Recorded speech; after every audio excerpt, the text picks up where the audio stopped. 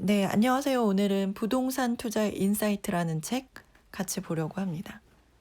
고수가 알려주는 집값이 움직이는 원리 궁금하시죠? 함께 보도록 하겠습니다. 부동산이라는 것의 본질이 거주하는 공간임과 동시에 자산이 되는 거죠. 이것의 가격이나 이것들을 결정하는데 중요한 역할을 하는 것이 무엇이냐?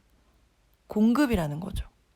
왜냐하면 수요에 맞게 공급이 그때그때 이제 주어지면 가격이 균형을 이룰 수 있을 텐데, 부동산 같은 경우에는 분양에서 완공까지 시간이 걸리죠. 2, 3년 정도 걸린다면 그만큼 수요에 따라서 공급이 바로바로 따라주지를 못하잖아요. 그래서 그만큼 그 시간의 차이가 생기게 되는 거죠. 예를 들어서 경제 위기가 왔을 때 내 자산을 이제 지키기 위해서 내가 매수를 하지 않게 되죠. 그리고 건설사들은 경기가 얼어붙으니까 공급을 중단하게 되고, 그러면 어떻게 되나요? 공급이 없으니까 가격이 상승하게 되죠. 그러면 가격이 상승하게 되니까 이제 건설사들은 이제 분양을 한단 말이죠. 그럼 공급이 증가하게 되고, 공급이 또 많아지면 가격이 하락하게 되고, 이런 이제 사이클을 이루는 데 있어서 공급이 중요한 역할을 하고, 그런데 그 공급이 바로바로 수요에 맞춰서 이뤄지지 못하기 때문에 부동산 가격이 변동이 있을 수밖에 없다. 우리가 부동산을 가격을 예측하는 데 있어서 공급 물량을 확인하는 것들이 굉장히 중요할 수 있다. 그래서 이 책에서는 보니까 그 공급량이 굉장히 중요한 거죠. 가격을 결정하는데. 그래서 상승과 하락의 사이클이 공급량으로 볼 수 있는데, 수도권에 같은 경우에 어떠냐?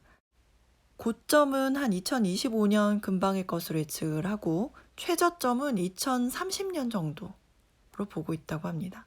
2025년까지 등락을 하면서 최고점까지 도달한 다음에 3기 신도시가 본격적인 공급이 2021년, 입주가 2023년에서 25년쯤으로 예측해 볼 때 2025년 전후로 정점이 될 것이고, 그 이후에 이제 입주 물량이 다 들어차게 되면 천천히 2030년까지 하락하는 그림을 볼 수 있다라고 합니다. 그리고 편익 우위 지역, 그러니까 편익이라고 하는 건 편리한 시설들이 많이 있다는 거죠. 예를 들면 학군, 교통, 일자리, 상업, 자연환경, 이런 것들이 우위에 있는 지역이 있다라는 거죠.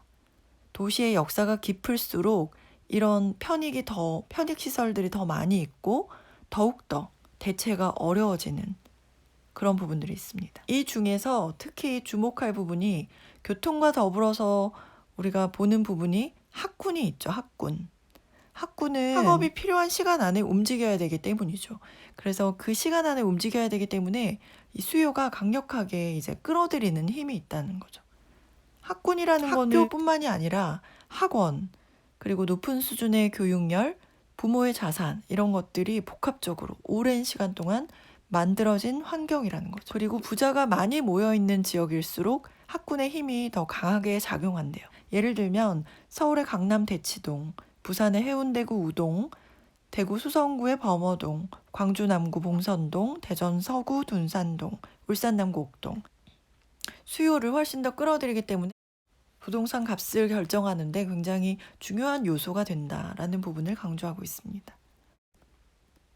여러 가지 통계 자료 굉장히 많이 나와 있고요. 그럼에도 불구하고 각 챕터들이 관심 가질 만한 이야기들이 많이 있어요.